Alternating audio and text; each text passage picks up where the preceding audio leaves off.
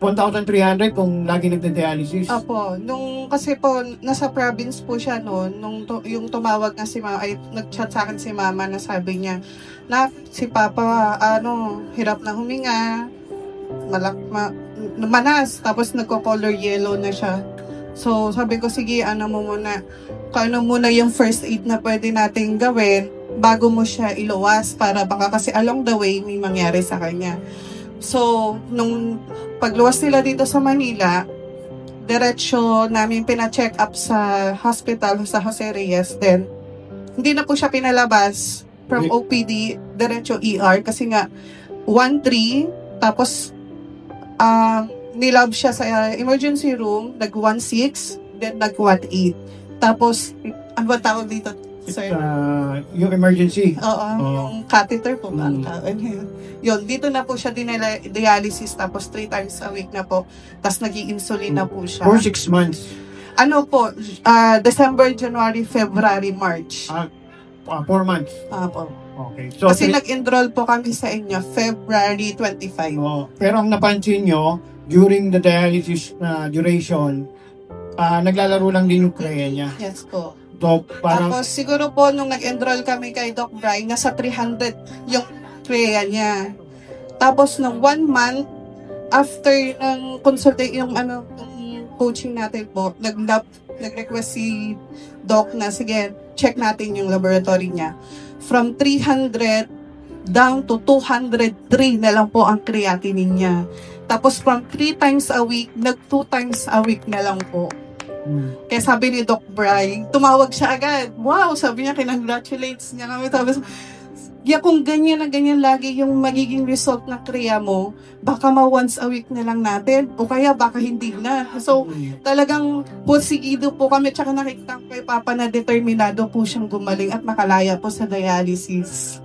Okay, so sa kanya, kahit na nag-graduate na kayo sa amin, we continue monitoring yung labs niya. At talaga ako na-amaze kasi kada magpapadala siya ng lab, 200, 200, hanggang sa, yun nga, umabsent na kayo. Ito na po yung, yung exciting part namin kasi po, kailangan po marinig namin sa nephro na, okay, huwag ka na mag-dialysis. Ang hirap po kasi ayaw niyang pong maniwala sa low carb. Basta marami po siyang negative na sinabi, hindi ko na lang po ito na. Hindi alam ni Doc Bry na 3 weeks na kaming hindi nag-dialysis kasi sabi niya na nagpunta na kami sa nephro. Ang sabi ng nephro, hindi daw pwedeng once a week ako. Advisable, twice a week pwede pa. Pero once a week hindi.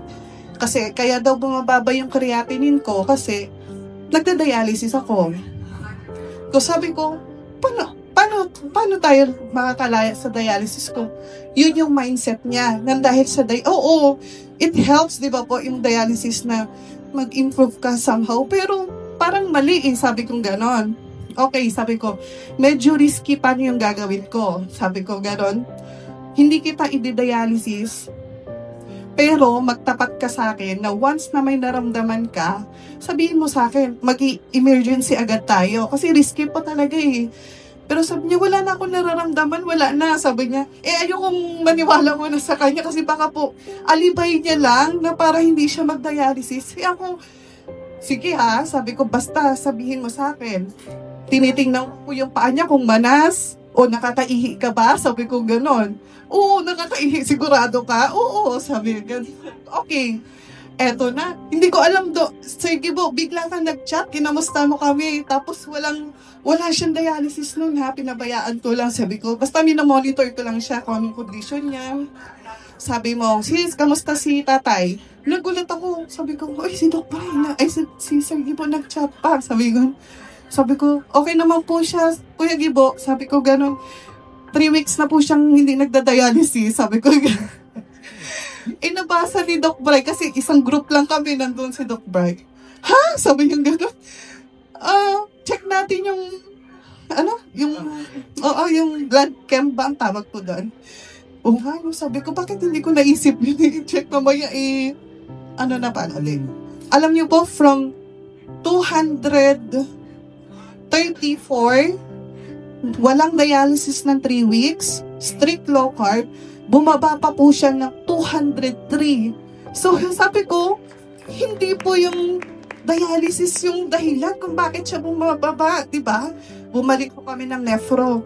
Siguro sabi ng nephro, ang kulit nito, ha? Okay, sabi niya, total naman parang hindi ka talaga magda-dialysis kahit sabihin ko magda-dialysis ka. Ano natin, 1 week, bibigyan kami ng palugit ng 1 week.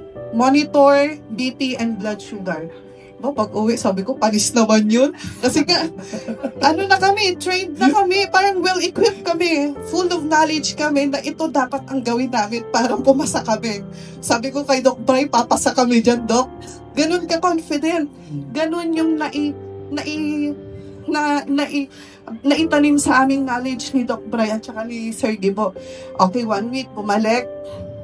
Nagkataong wala po yung consultant. Ang tumingin yung fellow.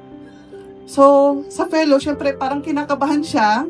Ayaw niya kaming bigyan ng clearance na, okay, 1 week again, 1 week na uli. Tapos, laboratory result. Sabi ko, sige, wag na nga. 2 weeks na lang natin, baka sunod, sabihin niya, okay, 1 week uli. At least, ako na nagbigay ng 1 week. Wala na palugit. Sabi ko, ako na pang, next week na tayo, 2 weeks na lang. 2 weeks, pinakita namin yung listahan ng blood pressure, yung sugar, yung laboratory from, basta nag-209, yun lang siya, nasa ceiling lang. Oo, nandun na po, 209. Okay, sabi niya. Eto na po, August 12. Nakita na kami ng consultant. Ay, sila lang pala kasi ako nasa, taga-monitor lang po ako Si Papa may kasama siya. Yun. Kahit against siya sa low carb, binigyan niya ng clearance si Papang ma-dialysis free dahil naniniwala siya na okay ang laboratory niya. Yan po. Mismo sa narinig niya sa bibig ng nephro na yon. Yes. Na, okay, you're dialysis free muna. Pero sabi niya, magpakabait ka. Yes. Sabi niya, ano ba yung sabi niya? Pagpakabait ka sa pagkain, tama ba? Yun. Ibig sabihin ko, pagkain pa din talaga yung cost. Di ba po? Yun. So, praise God po. Praise Ngayon, dialysis free na mo si Papa. Yes.